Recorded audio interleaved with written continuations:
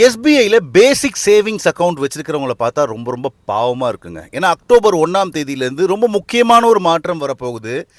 ஏழை மற்றும் எளிய மக்கள் யூஸ் பண்ணக்கூடிய பிஎஸ்பிடி அக்கௌண்ட், அதாவது பேசிக் சேவிங்ஸ் பேங்க் டெபாசிட் அக்கௌண்ட்டில் ஒரு மாதத்துக்கு 4 கேஷ் விட்ராயல் மட்டும்தான் ஃப்ரீயாக.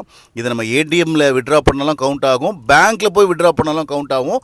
அது 4 மட்டும்தான் ஃப்ரீ. அதுக்கப்புறம் நம்ம விட்ரா பண்ணக்கூடிய ஒவ்வொரு விட்ராயலுக்கும் 15 ரூபா ப்ளஸ் 18% ஜிஎஸ்டி நம்ம பே பண்ண வேண்டியிருக்கும்.